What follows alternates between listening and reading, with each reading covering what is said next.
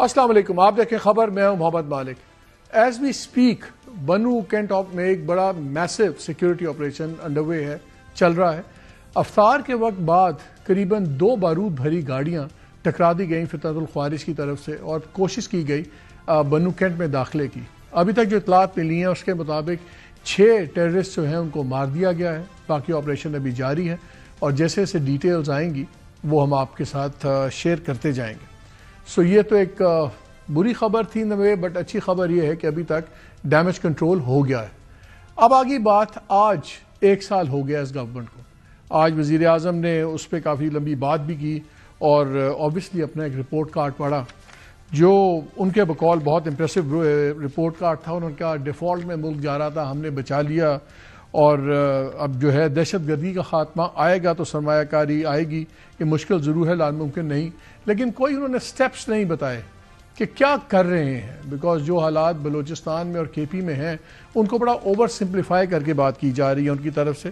مثلا ایک چیز انہوں نے کہا کہ کون دہشت گردوں کو لایا، کس نے اجازت دی، دہشت گردی کے ساتھ گالم گلوچ کا کلچر ختم کرنا ہی بہت ضروری ہے۔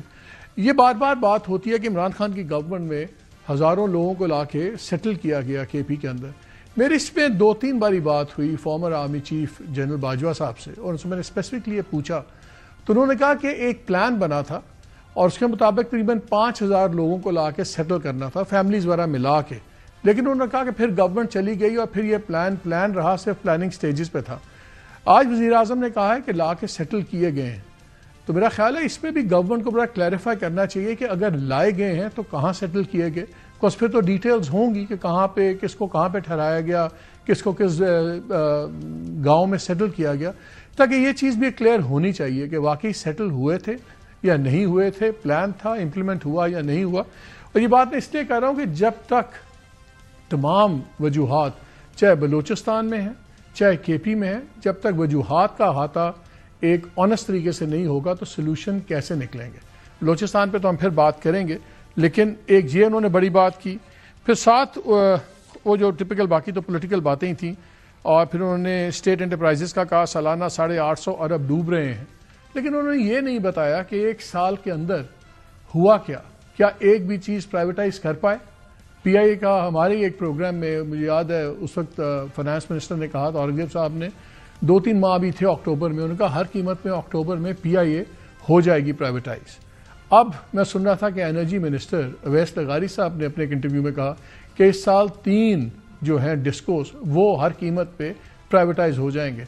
دیکھتے ہیں، تو ابھی تک یہ جتنی بھی باتیں ہیں وہ ہونے والی ہیں یا ہو جائیں گے، ان سب چیزوں پہ بات ہو رہی ہے۔ پھر انہوں نے انفلیشن کی بھی بات کی کہ دیکھیں جو شرح مہنگائی ہے وہ 1.6 پہ آ گئی ہے۔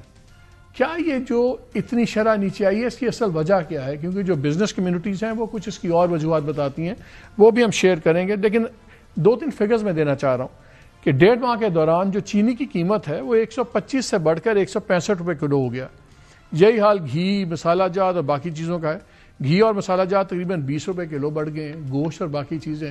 تو شرح مہنگائی نیچے آنا اور مہنگائی نیچے آنا یہ 2 مختلف چیزیں ہیں۔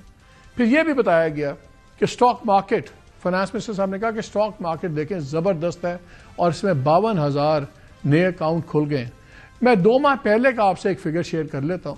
2 ماہ پہلے کا شاید یہ 52,000 مجھے نہیں پتا کہ اس میں گنے میں ہیں آنریبل فائنانس منسٹر نے کہ نہیں۔ حال یہ ہے ہماری سٹاک مارکیٹ کا کہ قریباً 3.5 لاکھ اکاؤنٹس ہیں ٹوٹل۔ 25 کروڑ کا ملک ہے، 3.5 لاکھ اس میں ٹوٹل اکاؤنٹ ہیں۔ اس میں تقریباً 40 سے 41 ہزار اکاؤنٹس ایکٹیو ہیں، اور ایکٹیو کی ڈیفینیشن سٹاک ایکسچینج میں یہ ہے کہ اگر کسی ایک اکاؤنٹ نے سال میں ایک ٹرانزیکشن کی ہے پراپر تو وہ ایکٹیو گنا جائے گا۔ اب ان 40,000 میں سے کتنے ملٹیپل اکاؤنٹس ہیں، یعنی کہ میں نے ہی کتنے 2-3 اکاؤنٹس کھولے ہوئے ہیں، یا یہ 40,000 انڈیپینڈنٹ اکاؤنٹس ہیں، یہ بھی کلیئر نہیں ہے۔ 25 کروڑ کے ملک کا اگر 3.5 لاکھ اکاؤنٹ ہوں، صرف 40-41 ہزار ایکٹیو ہوں، تو کیا یہ ایک ایکچولی معیشت کا ٹرو ریفلیکشن ہے یا نہیں ہے؟ ان لائک امریکہ وغیرہ جہاں پہ 70% پلس ہاؤس ہولڈس شیئر ان کی سٹاک مارکیٹ میں انویسٹمنٹس ہیں، فنڈز ہیں، سب کچھ ہے۔ سو یہ بھی ایک اور چیز ہے۔ پھر یہ بھی انہوں نے کہا کہ اگر جو پولیٹیکل اسٹیبلٹی انہوں نے اس کی بات کی، پھر انہوں نے کہا کہ جی $60 بلین ہے ایکسپورٹس کا ٹارگٹ ہمارا 2029 تھا. ابھی آپ دیکھیں تو ایکسپورٹس نیچے جا رہی ہیں, امپورٹس ابھی ڈبل ہو گئی ہیں, اور آپ کا ٹریڈ ڈیفیسٹ جو ہے وہ اس بار تقریباً 33% اس میں اضافہ آ گیا ہے.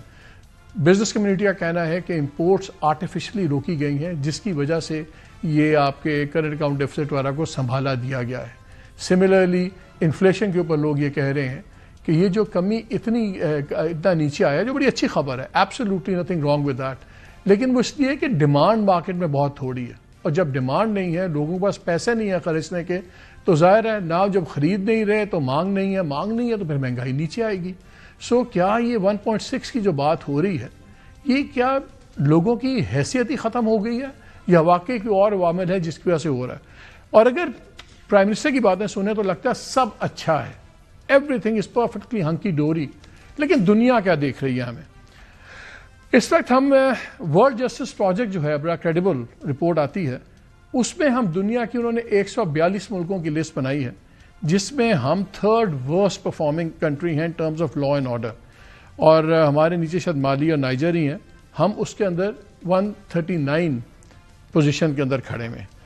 جو فریڈم آف نیٹ ہے, اس کی ایک فریڈم آف نیٹ, یہ بھی فریڈم ہاؤس واشنگٹن بیس تھنک ٹینک ہے, اس کے مطابق ہم انٹرنیٹ کے اندر ریسٹرکٹیڈ ہیں, ہم فری نہیں ہیں. پھر آپ آ جائیں, اگر آپ آ جائیں سول لبرٹیز, پولیٹیکل کنڈیشنز, اس میں بھی ہم 3 پوائنٹ نیچے چلے گئے, ہم پارٹلی فری کے کھاتے میں ہم آ رہے ہیں. سو جہاں تک ڈیموکریسی کا ہے, تو 2024 میں جو اکانومسٹ کی انٹیلیجنس رپورٹ ہے, اکانومسٹ کو آپ یاد ہے جو بڑا ایک ریسپیکٹڈ رسالہ ہے جس کو بہت زیادہ کوٹ کرتے ہیں, چاہے وہ PMLN کی لیڈرشپ ہو, چاہے عمران خان ہو, کوئی بھی ہو, سارے اس کو بڑا ایک اس کو ٹچ سٹون بناتے تھے. وہ کہتا ہے کہ 2024 کی بات رپورٹ آئی ہوئی ہے کہ جو پاکستان کی 10 ورسٹ پرفارمرز ان ڈیموکریسی کے ملک ہیں دنیا میں, ان میں ہم جو سب سے 10 بدترین پرفارمنس والے ہیں ڈیموکریسی میں, اس میں پاکستان ہے. یہ ہے آج کا پاکستان 1 سال بعد, لیکن پرائم منسٹر کہتے ہیں سب اچھا ہے. تو انہی چیزوں پہ ذرا بات چیت کریں گے کہ کیا ہے, کیا سچویشن ہے. باقی PTI کی تو آپ کو پتہ ہے روز خبریں ہوتی ہیں. آج ایک نئی کنٹروورسی ہو گئی ہے, بیرسٹر سیف جو اسپوکس پرسن ہے KP گورنمنٹ کے, انہوں نے کہہ دیا کہ جی عمران خان صاحب کو اور بشرا بی بی کو, ان کو سحری نہیں کروائی جا رہی, اور وہ ویسے ہی بھوکے طریقے سے اس کو رکھ رہے ہیں سب کچھ. تو سلمان اکرم راجہ صاحب نے اڑا کے رکھ دیا خبر, ان کا جی غلط بات ہے, ان سے پوچھیں, کوئی ایسی بات نہیں ہے. پھر پارٹی کے اندر روز ہم چینجز دیکھ رہے ہیں. ابھی 1-2 دن پہلے پورا اسٹرکچر توڑا گیا KP کا, اور آج بشرا بی بی نے بھی اپنے 4 اسپوکس پرسن جو ہیں وہ نئے مقرر کر دیے ہیں, چینج کر دیے ہیں. جو مشال یوسف سے بڑی کنٹروورشل تھیں, ان کو بھی ہٹا دیا گیا ہے. سو ہر جگہ ایک کانفلکٹ سے چل رہے ہیں. لیکن آج میں جو بات کروں گا وہ مین 1 ایئر آف دا گورنمنٹ, اور کیا جو آج گورنمنٹ اپنے آپ کو اتنی شاباش دے رہی ہے, کس حد تک یہ جائز ہے.